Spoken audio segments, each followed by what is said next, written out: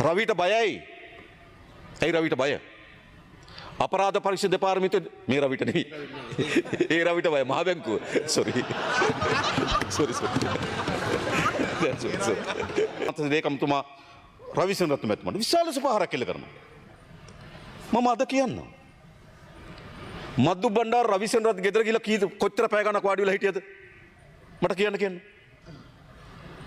සජිත් ප්‍රේමදාස රවිසේන රත්නමැතිතුමාට දුරකථන ඇමතුම් කොච්චර ප්‍රමාණයක් ගත්තද?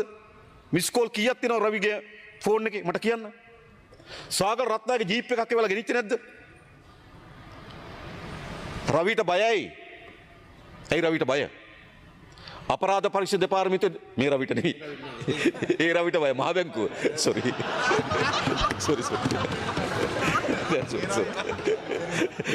රවි අර ඇයි රවිසේන රත්න බය?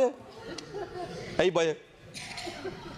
බය එතුමා අපරාධ පරීක්ෂණ දෙපාර්තමේන්තුවේ දීර්ඝ කාලයක් වැඩ කරපු කෙනෙක්. මේ ගොඩක් අය දේවල් එතුමා දන්නවා.